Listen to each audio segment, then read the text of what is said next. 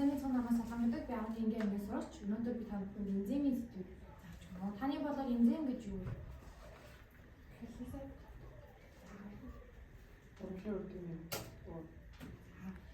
Энзим гэдэг нь бол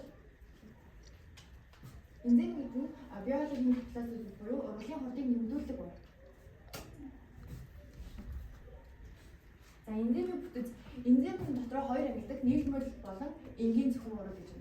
Нийлбэл эсвэл нийлбэл нь болгоод апельсин, кофектор гэж ангилдаг. Кофектор дотор хөвчлэн жижиг органик биш молекул эсвэл атом зарим кофекторын нөгөөх нь кофеин том органик молекул хөвчлэн витамин молекул.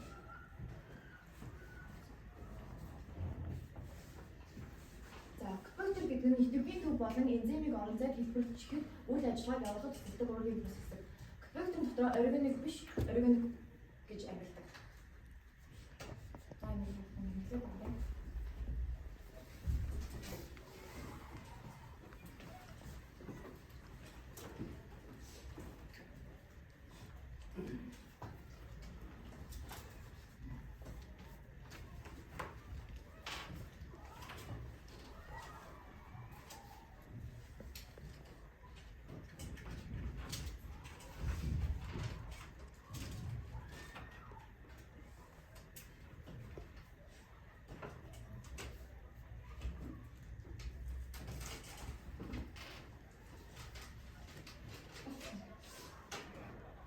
За энзимийн нэршлэн гэвэл заавал азаа гэдэг зүйлс алхдаг. Одоо жишээлбэл хөвчлийн нодлон нэршлиг азаа төсөл заавал алхдаг нэг бүтээл сарыг амаад азаа гэж хэлсэн.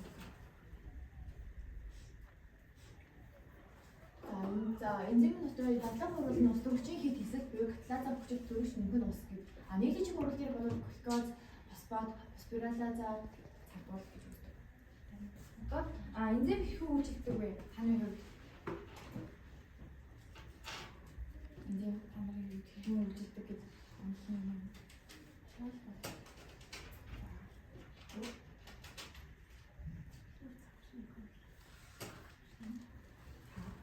Энзим урлагийн төсөл хിവэрэг байдаг. Урлагийн урдыг нэмэгдүүлэн биологийн хувцсуур амьд хэсэг байдаг. Энэ хөвгүүд дөрвөн үеийнхээр үйлчилдэг байна. За энзимийн урлагийн хэрхэн хувцсдаг вэ гэвэл аливаа химийн урвал дулаанаас үүсэн энергийг авшиглан явуулдаг.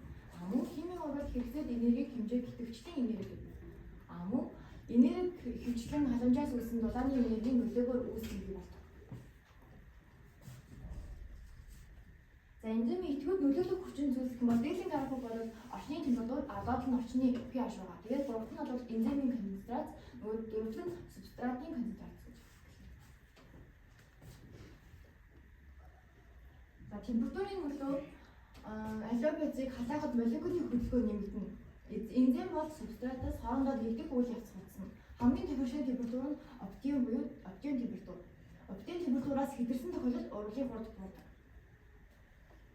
Денатурац буюу оптимум температураас хэдэрсэн тохиолдолд урлагийн хурд буурдаг. Яагаад гэвэл энзим нь ууралт нэгдэл учраас өндөр температурт 2 дахь 3 дахь бүтэц эвдэрч денатурац артдаг. За pH-ийн нөлөө. pH-ийн нөлөө температуртай байгаа нөхцөлд энзим бүхэн тодорхой pH-ийн тоо олох нь хамгийн идэвхтэй байдаг. Энзим урлагийн хамгийн дэд хурдтай байх үеийг pH оптимум pH гэдэг. pH нь тухайн ус мөрдөг ус төрөгчийн ионы концентрацийн хэмжээ. Тухайн энзимийн оптимум pH-ийн pH-аас өөр pH бүхэн ус мөрд энзим денатуриз авдаг. Энийг денатуриз гэж нэрлэнэ. За ингэж хэлж байна.